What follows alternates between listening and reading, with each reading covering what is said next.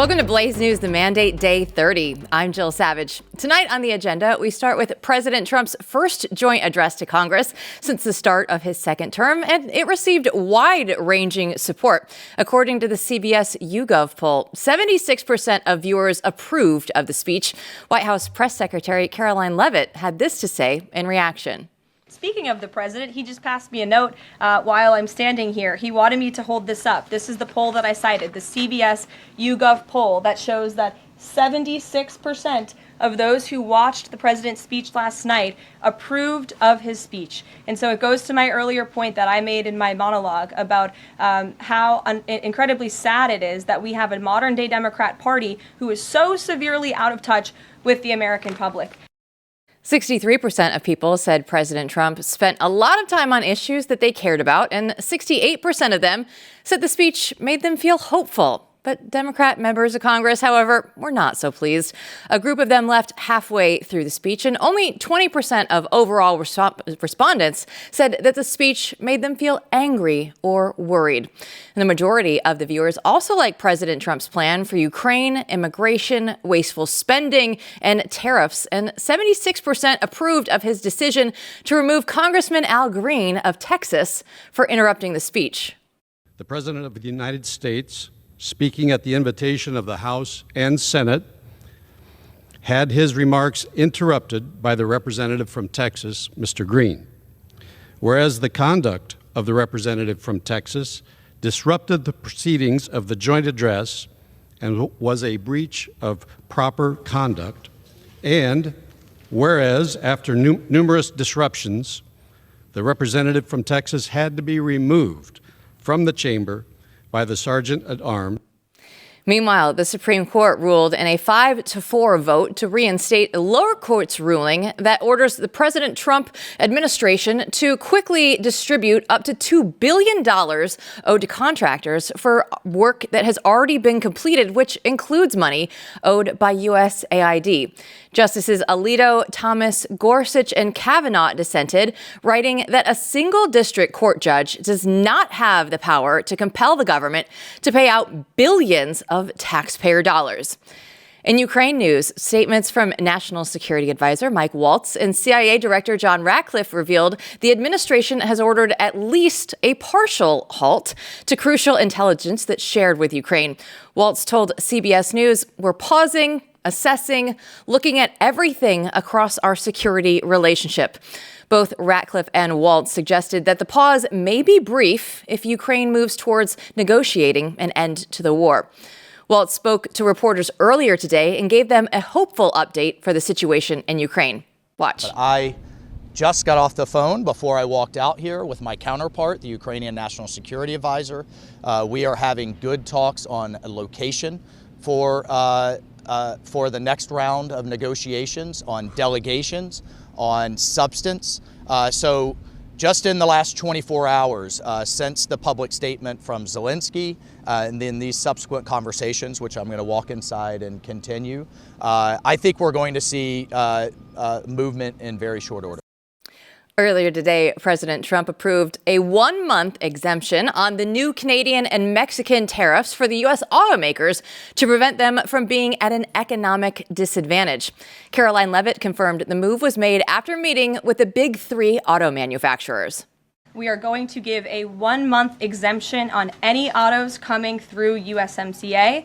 Reciprocal tariffs will still go into effect on April 2nd. But at the request of the companies associated with USMCA, the president is giving them an exemption for 1 month so they are not at an economic disadvantage. So the 3 companies that he spoke to are Stellantis, Ford, and General Motors. They requested the call, they made the ask, and the president is happy to do it. It's a 1-month exemption. Last night, President Trump announced the arrest of the suspect accused of orchestrating the 2021 Kabul airport bombing, referring to the attack as perhaps the most embarrassing moment in the history of our country. FBI Director Kash Patel confirmed the suspect had arrived in the United States yesterday to face charges. The bombing killed 13 American service members and at least 170 Afghan citizens. CIA Director John Ratcliffe also gave Fox News an update on the story. Watch. Well, Maria, I can tell you that this terrorist who goes by the nom de guerre Jafar is in U.S. custody. I was there at Dulles Airport last night to receive him, along with FBI Director Kash Patel, Attorney General Pam Bondi, and Director of National Intelligence Tulsi Gabbard. Earlier this morning, Vice President Vance took a plane to the southern border to see how President Trump's policies have impacted the crisis there. And Blaze Media's very own national correspondent, Julio Rosas, was on the flight with Vice President Vance. Take a look. What is, in your opinion, the biggest obstacle to actually carrying out President Trump's mass deportations? Even though, yes, apprehensions and arrests and deportations have gone up in his first month, but a lot of people are expecting a bigger capacity for deportation. So what's the biggest hurdle? So let me say a few things about that. So first of all, Rome wasn't built in a day, and we have seen pretty significant increases in deportations and apprehensions and arrests. But we have to remember that President Biden gutted the entire immigration enforcement regime of this country. We are trying to rebuild so that we actually empower people to enforce the immigration laws of the American people. This morning, the mayors of Boston, Chicago, Denver, and New York City testified before the House Oversight Committee about their city's sanctuary statuses. Watch. Will you turn that criminal over to ICE? And we do not harbor criminals. Our local police department works hard every single day to ensure that the city of Chicago is Yes safe. or no? Will you turn the criminal over to ICE? Democratic Representative Sylvester Turner passed away at 70 years old after his struggle with bone cancer. Turner had replaced Representative Sheila Jackson Lee, who passed away last year. Now, Governor Greg Abbott is tasked with calling a special election, but there's no deadline for when that election must be called. Finally, Washington, D.C. Mayor Muriel Bowser issued a statement that suggests the city may paint over the Black Lives Matter plaza near the White House. In an X post, Bowser wrote, "The mural inspired millions of people and helped our city through a very painful period.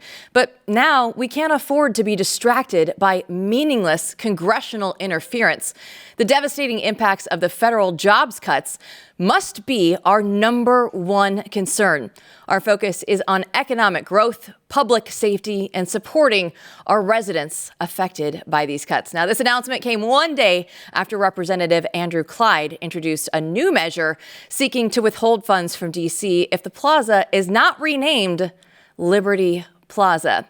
Now, normally this is the point in time where Matthew Peterson would be joining me. He is going to be out for the rest of the week. And if you've been watching Blaze Media at all today, you know that the weather has been affecting a lot of the shows here on Blaze Media today. I had to go actually join Steve Deace, who was snowed in. His plane couldn't make it back to Iowa earlier this week, and his co-host Todd and Aaron, they were stuck at home. So I had to go in and jump in on his show. Well, Chris Bedford is going to join us here at some point. His flight is delayed, but he will be here in studio on tonight's show. But don't go anywhere, because we will have Blaze Media politics reporter Rebeka Zeljko with us. She'll give us a breakdown of Trump's address. Stay tuned.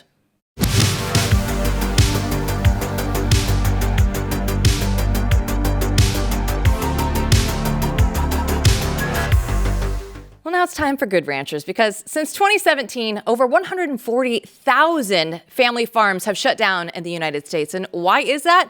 Because a lot of the meat that's in the grocery stores isn't coming from American farms anymore. Now it's all imported from overseas, and mass production and low costs, they're the priority instead of quality. But this spring, we need to change that. It's time to spring into action and put American farms first, because nothing beats American quality. That's why I choose GoodRanchers.com, because they stand for integrity, tradition, and 100% American-raised meat. And all products at GoodRanchers.com have trustworthy ingredients. Their meat is born, raised, and harvested right here in the United States, so you know exactly where your meat comes from. It's free from all the hidden additives. There's no antibiotics, no hormones, no seed oils. It's just one ingredient that you can read, and that's meat. Good Ranchers delivers straight to your door. They offer that true farm-to-table transparency, so you can support American ranchers and get the meat that you feel good about, and it's exactly the way that it should be. Plus, you get to skip the grocery store. Right now, Good Ranchers is running their Spring into Action promotion. So when you subscribe to any of their boxes, you get to decide if you want free chicken nuggets, which they don't have any seed oils in them, or free bacon, ground beef, or salmon in every order for a year. Be sure to choose my code Jill at checkout for $40 off your first order, and that's the best promotion that they've ever done. So spring into action and help American farmers with every purchase. Visit goodranchers.com now. Remember, use code Jill for free meat and $40 off. Good Ranchers, American meat delivered.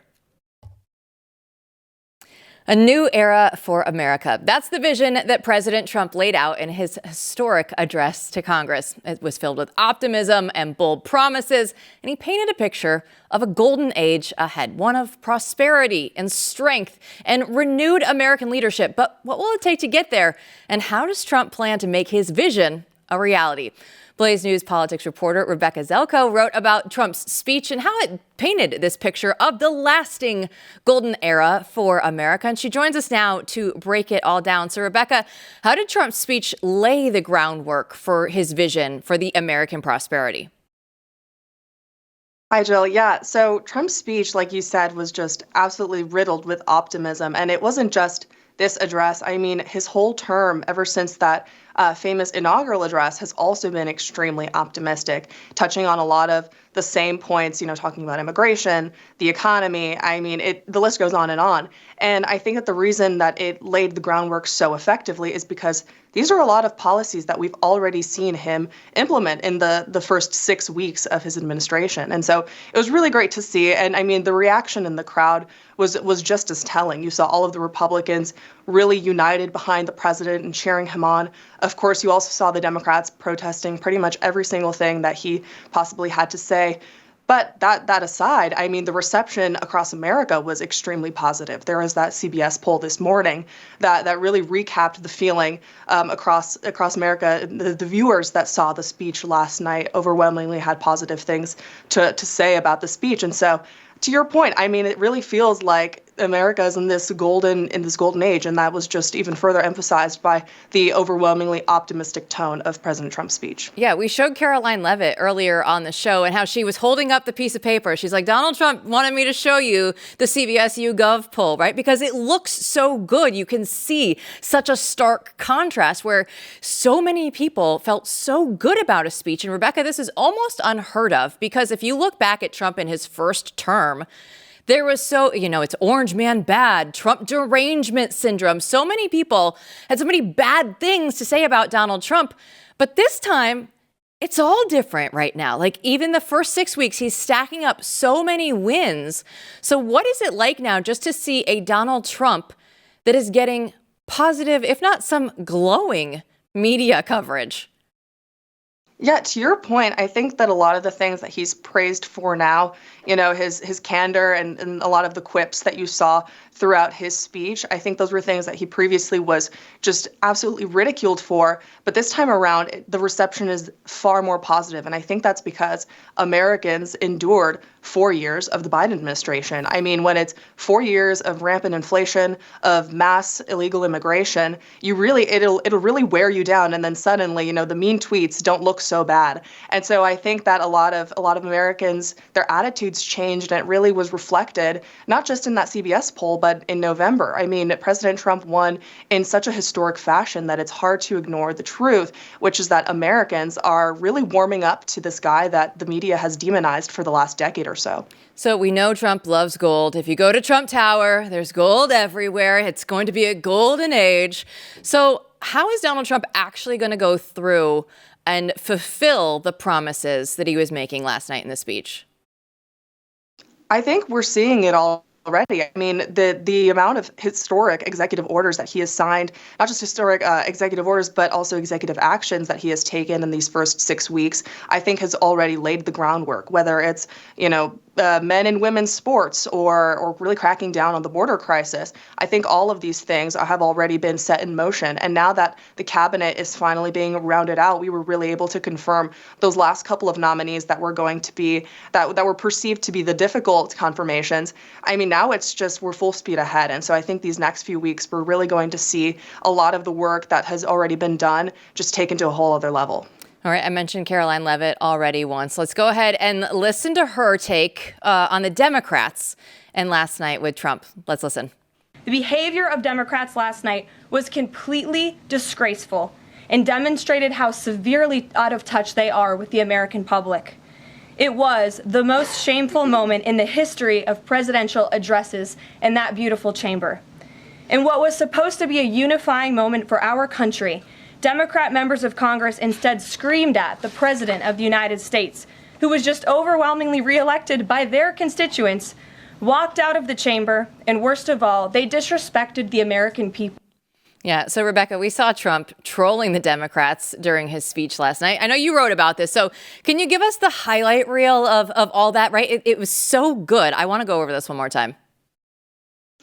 Yeah, this speech, I mean, this was really Trump at his best. I mentioned earlier that a lot of his more casual mannerisms or phrases were sort of points of criticism in his first term. But this time around, I think a lot of people are really charmed and have warmed up to his personality. I mean, I was watching the address with my roommate while I was working, and we both agreed it really read like a stand-up set. I mean, I think some of the highlights were when he was basically doing crowd work with the Democrats. He called Elizabeth Warren Pocahontas, which is always funny. He was pointing. He was just doing all of the quips that we've all enjoyed over these last couple of years, and that now Americans are finally warming up to. And so, but beyond just some of the more humorous moments, I think the way that Democrats behaved, they weren't just sitting there and pouting at Trump's more casual remarks. They were ultimately disrespecting a lot of the American people, because there were a lot of moments throughout the speech that you would consider profoundly bipartisan. I'm thinking that the death of Laken Riley or Jocelyn Nungary or Cory Comparatore, these were all moments where Democrats could have unified with Republicans and commended the fact that, these American lives were lost and that was a tragedy. You didn't see a single Democrat get up and celebrate, the lives of these extremely important Americans. So I think that was really telling. One of the most telling moments, I think, was when President Trump awarded DJ Daniel, the 13-year-old brain cancer survivor, with this honorary title of becoming a Secret Service officer, which was his lifelong dream, was to become a law enforcement officer. I mean, this is like one of the most wholesome moments in American politics that I've seen in my lifetime. There's nothing political about it. There shouldn't be anything political about it. And yet not a single Democrat got out of their seats and celebrated DJ Daniel. And I mean, even further, you had this host from MSNBC, Nicole Wallace is her name, I believe.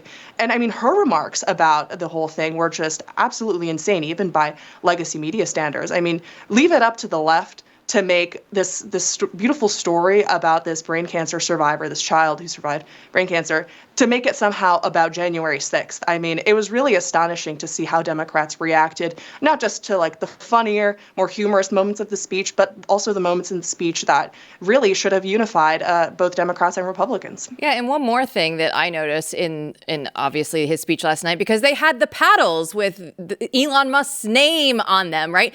Trump was going through and making fun of Democrats for their disdain for Doge and Elon Musk. So I would look at this and I would say, Trump's approval numbers are really good right now.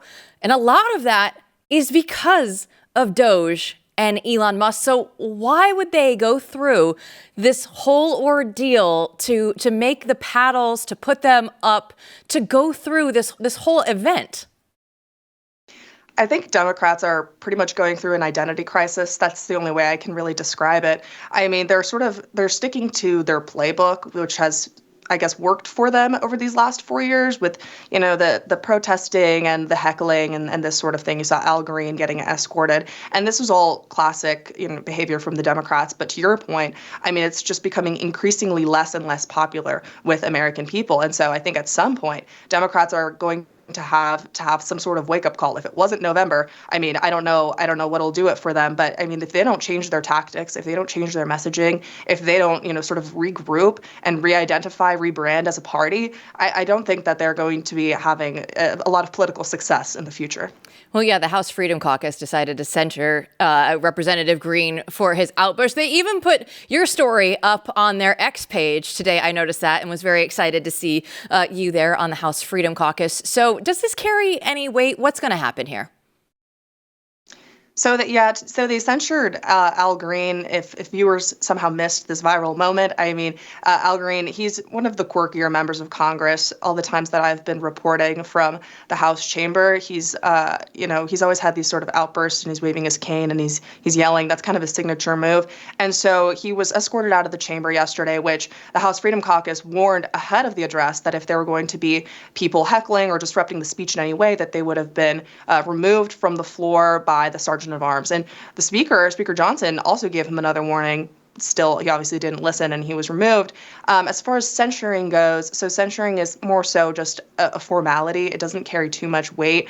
I will say, depending on the severity of the offense, the member could be fined or ultimately removed. That's usually grouped with some sort of additional ethics violation. In this case, he was just being disruptive. And so I don't think we're going to be seeing much more than a slap on the wrist. But in reality, a censure is more just like a condemnation on behalf of Congress or on behalf of the Republicans. And so we'll see that probably pass within the next few days. And again, it's more so a formality. It doesn't carry too much weight in terms of removing him from committees and that sort of thing. I'd be surprised to see anything beyond just this condemnation take place. Well, Rebeka Zeljko, thanks so much for your time. We really appreciate it. Thank you. Don't go anywhere because Chris Bedford is in the building and he'll give us his take on Trump's speech coming up.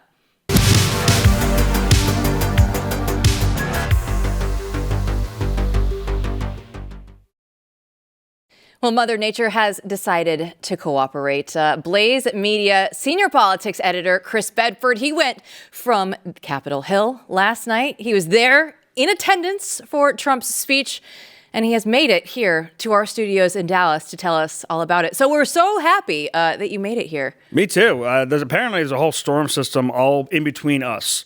And we had to part that, bang my staff down and call on the Lord. And we finally made it. Finally. You did. So what was it like last night? Just give me a sense of what it was like to be in there last night with Trump's historic speech.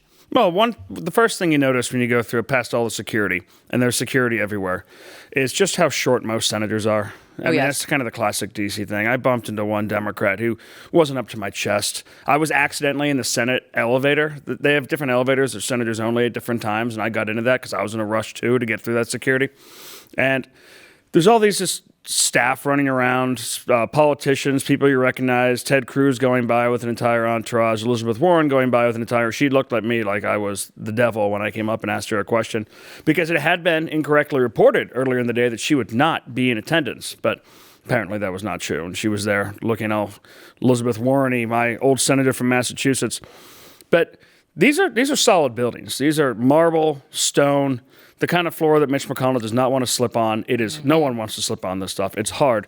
And they were shaking you could hear, because there was always a little bit of a lag, whether it was at first the disruption, the boos, the yelling, the stomping, the applause. It's kind of like being in a stadium. It's kind of like being near the fireworks. You can actually feel it in your body.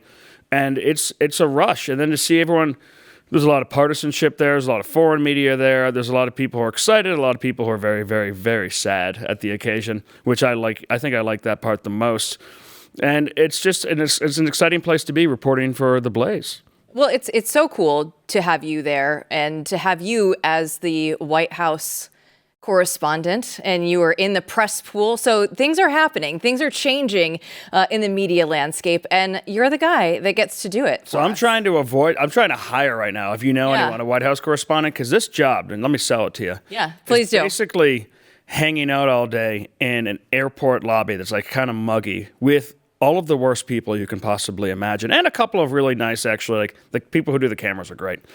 And you're just waiting. It's like you have a mechanical issue. Oh, the president might do something in 1 hour, 2 hours, 3 hours, 4 hours. You can't go beyond security. So help you God, if you leave this area, you might get tagged by TSA. It's basically like that every day. But for those brief moments, when you're actually there with the president, you're asking questions, you're talking to Elon Musk, it is pretty cool. So what is the takeaway from the speech last night, right? This is historic. We're going to be looking back at this speech like we do many of his others. What are we going to remember the most about this one? Well, unfortunately, I think one aspect they're going to remember the most about this is the Democrats. And that's been talked about ad nauseum, but they really made fools of themselves. And the D.C. press is extremely partisan in their favor. They love them. They'll do anything for them, and they were embarrassed. They thought it was a spectacle. And, there's a lot of people who are watching the State of the Union. One friend texted me and said, who's that next to the vice president? Well, that's the Speaker of the House. There's a lot of people who actually aren't particularly engaged. They don't know why the old man's waving his cane and screaming like he's lost in a park somewhere. He's escaped the nursing home. They don't understand what all these signs are, and they can't get their minds around what you and Rebeka were just talking about, people not standing.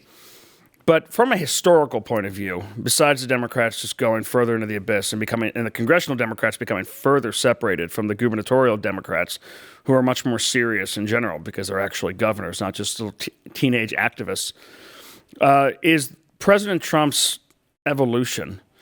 I wrote about this in the Beltway Brief this morning, but what started out as someone who we knew could be a businessman and an author, or at least a approver of ghostwritten scripts, we knew he could be an entertainer. We knew he knew television. We knew he knew comedy. And there was a question in 2016 of can he be a politician? Now, reporters were seriously talking about he's not gonna kiss babies. He's not gonna hug people. He's a germaphobe. He can't be around folks. He doesn't know how to interact with the daily people. And I think the first hint I got that this was incorrect was seeing him in Iowa, where one, he was himself. Most politicians play dress up. So if you're with a middle class crowd, you wear a suit and tie. And if you're with the working class, you take off your tie and your jacket and you roll up your sleeves. If you're Hillary Clinton, you put hot sauce in your bag. Yes, exactly. I actually have it on my keychain. And you get an accent for whatever city you're in at that point in time. Just in case. And I noticed that if you're like with the rich people, you take off your tie and jacket as well, but you put on a campaign vest because rich people wear vests, I guess. Donald Trump doesn't do any of that. He just wears a brownie suit and his trucker cap, and he's comfortable anywhere, and he's comfortable in his own skin. And people can feel that. But really, I didn't even write about this part in my article, but you can find out about it in The Art of the Donald, a book I wrote about the whole thing, is that I was talking to the makeup women who the cameras aren't on when you're behind that curtain. It's like little cramped rooms before sets and debates. They're working for you. You'll see a lot of jerks in this industry. It could be disrespectful or rude. So I asked them, who was the biggest jerk? And everyone was kind of quiet for a second. And then one woman whispered, Marco Rubio, which was really surprising because he's such a nice guy in public. I don't know, maybe he was having a bad day that day. And I said, well, who was the nicest person? And they said, Donald Trump. Every one of them. Everyone. He was just shaking hands, greeting people. And as I saw him in person that night, at a dinner, and then I saw him the next morning at breakfast, the way he interacted with people showed that he was an incredible politician. Now, this is all in the past, so let's fast forward. Through that first 4 years, the biggest complaint you heard about him was he was not always presidential. Mm-hmm. And you'd hear this from bikers with Trump tattoos. They would say, hey, could you tell him to tone down the tweets a little bit? Right. It's just a bit much. I always thought they were funny, but some people didn't.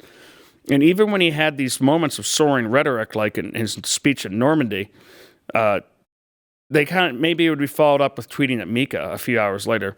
He would still go back and forth.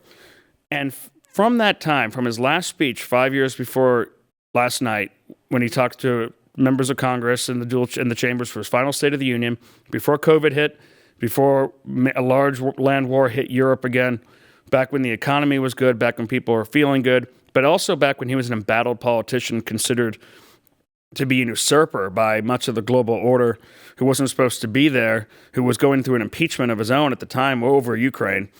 To fast forward to now, where he is one of the most credible statesmen on the global stage. He's someone who's iconic. The assassination attempt will be a famous image for a century to come. It's wild to see something like that. He has gravitas.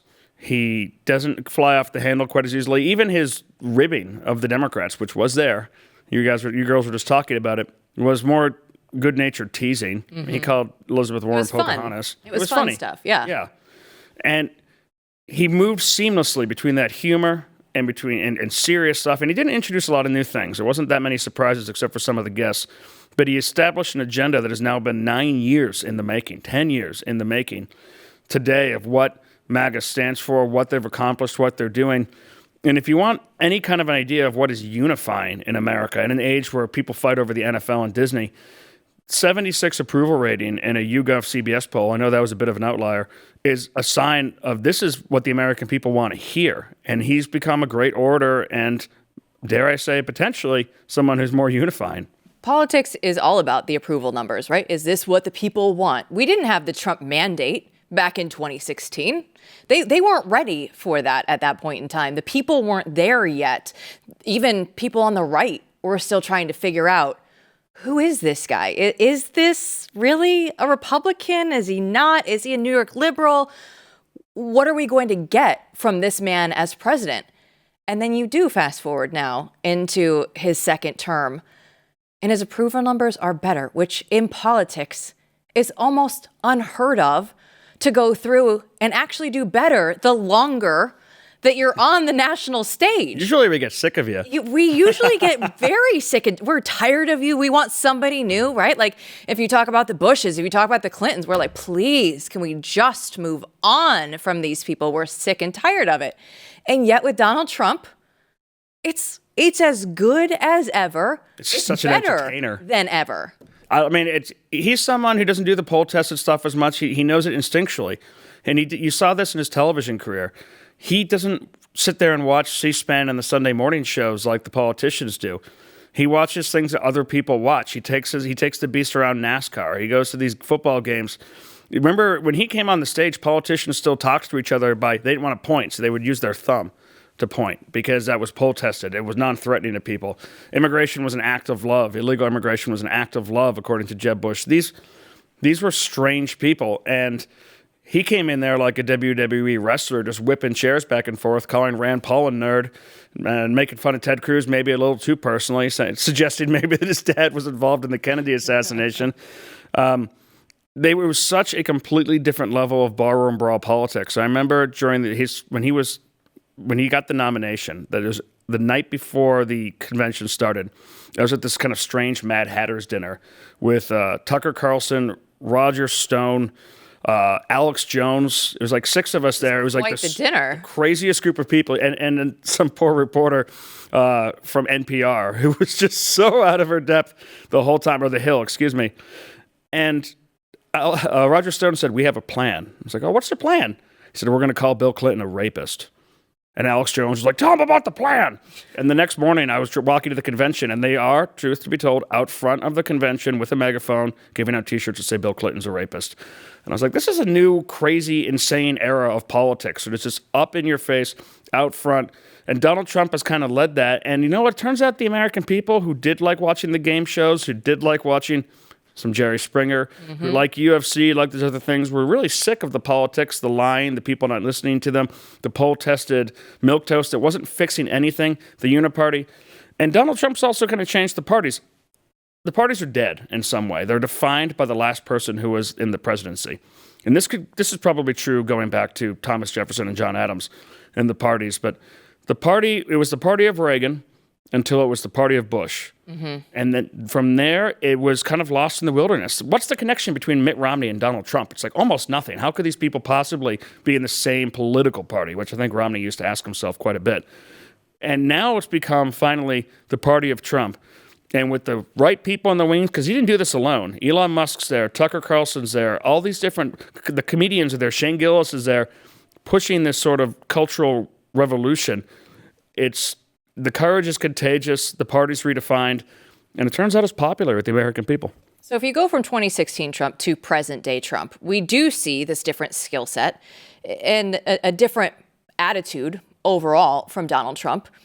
how does he get there, right? Is it more than just my life was saved on July 13th? What else contributes to this? I think he kind of probably went through some of the stages of grief after he lost.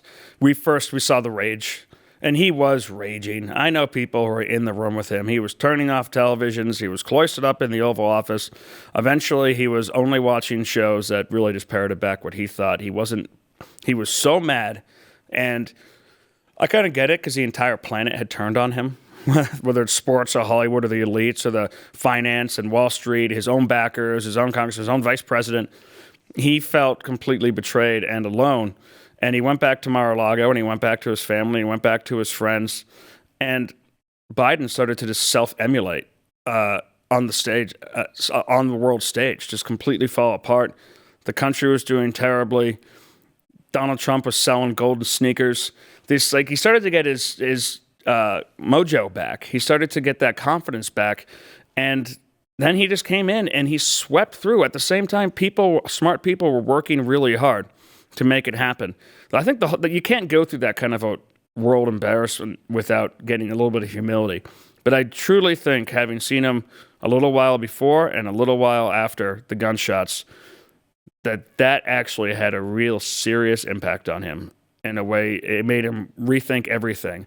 Like Donald Trump finally had maybe a midlife crisis or something that most normal people... He finally had a midlife crisis. Wouldn't that be great if we get Donald Trump into his 160s?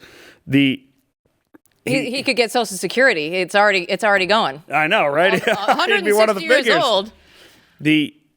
Every way he approaches he's almost in legacy mode in some ways. We've talked about this, the way he's shares the stage with Elon Musk, the way he's buddy-buddy with JD Vance. I also don't think he's really used to having a White House that, one, DC he understands and is now a political animal in, and two, people around him who love him and support him and want his agenda to succeed in a way that the previous Republicans were just trying to do Bush stuff under Trump's name.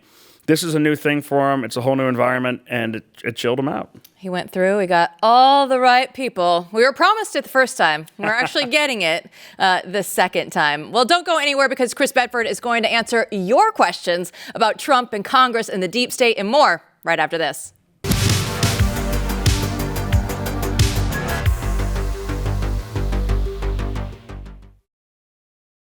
Well, it's always a big day when Chris Bedford is here in Dallas for the mandate. So with that in mind, I asked everybody on X today, what questions do you have for Chris Bedford about Congress, D.C., Trump, the deep state? I said, nothing is off limits. And Chris Faulkner took us up on the nothing is off limits part of that. He said, if Bedford had to choose one non-Scottish poem to read at Burns Night, what would it be? Bedford. So Chris knows this well, Chris Faulkner, that the Scottish never get their due. I live in a town that has a Scottish Day parade, and you still can't find a proper Burns Night celebration anywhere there. This is their day, so I don't want to take it from them. But if I had to pick one, it'd be Raglan Road by Patrick Kavanagh, who is an Irish poet. You probably wouldn't know too much of his work. It was largely about vegetables and farmers and such. But this poem was immortalized by the Dubliners in their wonderful rendition on Raglan Road about a poet who falls in love with a beautiful young woman, even though he knows he shouldn't, and he gives her his heart and his soul, and she just walks away from him and leaves him sad and writing probably the best work he's ever done. So if I had to pick one thing that wasn't by Bobby Burns, it would have to be Kavanagh. Trump loves the farmers. He said so last night in his speech. I'm still waiting for him to buy that farm in Iowa he promised to after his primary loss. That's right. I went to that victory party, which was not a victory, in 2016, and he promised to buy a farm in Iowa, and I always hoped that he would buy it and put all the journalists there. Someday. Never happened. You can still hope. Harris Swigard replied, what is Bedford hearing about the response to the president's address last night from the rhinos in Congress? Who is getting behind the agenda and who needs to be primaried? He says, keep up the good work. The Blaze could not have a better guy covering the D.C. swamp. And I agree with that. Well, thank you. And here's the good, thank you, Harris, too. And here's the good news. The moderates in the House of Representatives are sissies. Woo! They don't have any cojones for these things. Now, the military hawks, they can be dangerous, the ones who just keep on wanting to spend. But the general moderates, they break. And everyone knows that they break. When they'll say, we can't do this without SNAP, we can't do this without carve-outs, we can't do this without a Medicaid expansion, and they will always cave because at the end of the day, they will be afraid of the president, Donald Trump. And they even do this to the Freedom Caucus. In the Senate, though, you have to deal with some of the hawks, and that's going to be difficult. And you have to deal with some of the fiscal hawks. I mean, I think the House of Representatives, based on the meeting today that Trump had with them and the meeting on Monday that we broke that OMB Director Russ Vought had with them, they're in line in the House of Representatives. But the Senate, you need 60 votes. And CRs are generally Democratic things. You usually don't get more than 30-something Republican votes. The Democrats push this over because they don't want to shut down the government. Where you saw from the cane waving and the hullabaloo yesterday that they're pitching for a fight. They haven't figured out which one is going to work. So right now, I don't think Democrats are going to come over. You're probably going to lose Rand Paul, who's going to come from a more fiscal hawk place. You might lose Ted Cruz, Ron Johnson, but I do think they'll fall in line behind the president. It's going to be a tough lift in the U.S. Senate. Yeah, so Senate rhinos are where we have to keep our eyes on everything. And Senate Dems, and you know what you do? Just do what, I mean, remember when when the government got shut down under Obama? They tried to close Mount Vernon, which is a privately run organization. They shut down kayak stands. They took the handles off of water fountains.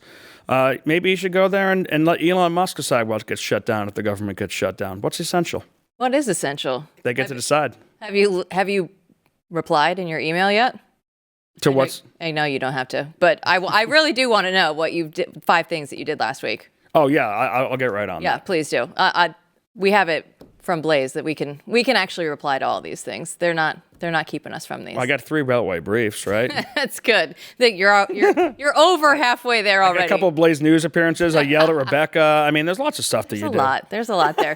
Fred Bell says, given that we didn't witness the full spectacle, just how utterly deranged and unhinged were Democrats last night? You know what's kind of funny is it's all for the cameras. I mean, you saw some real weirdos walking around outside of Congress. And what's so strange about today's rebellious subversives is they wear masks not to hide their identity, but because they're afraid of germs. It's like a very weird type of subversive you see, and that's on the outside. But the senators and congressmen you see walking in to the State of the Union are generally well-behaved. And then they just kind of slink out. They get poor posture. They're wondering if someone's going to ask them a question or somebody want to interview them. It's all that stuff, all those things you wonder, like, why do these people who are in power in Washington, D.C., they are elected members of the federal government, and they're in their 70s and 80s, feel the need to act like a bunch of teenagers who have no voice with their dumb signs. You don't need to act like a protester. You're a literal congresswoman. You're a literal senator. Why are you out there holding a sign? It's so stupid and so childish. I mean, I get why you want to do that in the street. The Tea Party was fun. Protests, I joined some protests against George W. Bush when I was in high school. They were fun. Go down to the National Mall for stuff when I was in school. It was fun. But you're now a senator. You're a congresswoman. This is up to you. You can't spend decades in government just holding up signs and placards and pretending you did something. But that's what they're going to do for the television cameras. Heretic Dave asks you, will the Democrats' behavior last night help flip seats in the midterms? Will the American people finally realize these people are not your friends? I think it definitely hurt them. It didn't help. They haven't found their mojo like Donald Trump's found his. But the one difficulty you face is that the American people don't have a very long political memory. And these things are embarrassing for Democrats, but do they vote on them? It's like, do people vote on this in general if you act childish? It reminds me of this old Reaganite who one time said the GOP's platform needs to be 2 things. Put in God we trust on coins and do missile defense. They both have 95% approval ratings. We'll win everything. It's like, dude, no one votes on those, though. They vote on their pocketbooks. They vote on the price of eggs. They vote on crime and how they're feeling. They vote, and at the end of the day, they're also going to vote for personalities. So that personality aspect makes these Democrats look pretty stupid, but they've looked pretty stupid for a while now, and they keep on winning re-election. So this is not the last we've heard from them. It feels like the Democrats right now, every 80-20 issue that's out there, they're siding with the 20 because they don't know what else to do, right? The transgender sports stuff. We just saw that this week with the Senate Democrats voting against it. And we're like, guys, even Pete Buttigieg is removing the pronouns in his bio on X. Like, the rest of your people are already kind of with us now. Well, Pete Buttigieg's robot programmers could just change him, so he can turn on a dime much more quickly than a lot of these Democrats can. And if you want to see the Democrats who actually are paying attention and listening to this, look at the blue states, the governors, and some of the swing state governors in particular. Look at John Fetterman, who, when the chips are down, is reliably a Democrat, but who called them a bunch of really embarrassing clowns in tweets today. And he said, this is why the American people haven't selected us. You guys are embarrassing us. You're dragging us through the mud. Look at the way that people like Josh Shapiro pivot. But you can look at all these people like little laboratory things on paper and say, wow, that person would be a good candidate. But would the Democrats accept them? I mean, remember, will the base primary voters actually accept them? Mm-hmm. Not the moderates, not the people who don't really care, but the people who choose who gets to run. And the answer is kind of no. I mean, that's how we ended up with Joe Biden in the first place, despite the fact that he had a mushy brain and was either yelling or whispering and was lost all the time and didn't have the backing of his boss or Hillary Clinton or anyone. We got him because everyone else in the states thought you should decriminalize illegal immigration and things like that. And they was doing their BLM bail money and things like that. So they had to pick Joe Biden. The party poobahs came in, these old people who are now on their way out. I think this is their last gasp of their power. I don't think they can control the Democratic Party that Barack Obama left them with. You've written about the Democratic governors and them trying to just say, okay, we need to get a little bit closer to the center because that's where things are right now. They want to stay in power. They want to make sure that they can get things done. But you've also written about CEOs and the way that they are starting to kind of come over and do more things on the right. We're seeing DEI measures go by the wayside now. They're no longer there. They're no longer making sure that the Democrat agenda is at the top of the list. I think that's almost more important for the country as a whole when it gets even through to corporate America. Yes, and never forget the fact that these guys were willing to sell transgender stuff to your children to make a buck, and that when the pressure was there, they were willing to donate to charities that removed parental rights away from you or backed rioters in the cities, and they were willing to call you a racist. But at the end of the day, they did that because they felt safe doing that, and they no longer feel safe doing that. They're extremely risk-averse, and a lot of them, the quiet ones, just want the tools to be able to say no. They want to say the American people have rejected this. They want to be able to say, listen, I will get sued if I discriminate against these employees for being male or white or straight or whatever. I'm not allowed to do that. If you give them those tools, which hopefully the Trump DOJ is really doing some work to do, the FCC is doing work to do, well, then you can actually bring them to heel. All right, we have 60 seconds left in the show. Jim Bicknell says, how palpable is the excitement in Washington now? And how do I get the Bedford Bar Tour in D.C.? Well, he's got to come to D.C. first. We'll show him a few spots, but I can also post a couple different options online. As you know, I give multiple options. Great at this. I can help with this part. He has the old school D.C. tour, which is the one that we chose, by the way. You have the Alexandria tour if you wanted to go more that route. The Republican Redoubt in Alexandria. Yeah, and there was one more heading. Capitol Hill. Capitol Hill. Which Capitol Hill, no tour of Capitol Hill is complete without serious dive bars. That is, you don't realize it, but Capitol Hill was a dangerous, poor neighborhood for a very long time and got that way again in 2020. But because of that, it has some of the best dive bars. But now they have Buttersworth as well. Yes, you can get a cup of tea and then you can get a shot of whiskey. There's a lot going on in D.C., so the excitement there right now, it's real. I can tell you firsthand. Guess what? Chris Bedford is going to be with us here all week in studio, so we'll be back here with more tomorrow night. Thanks for watching, everyone.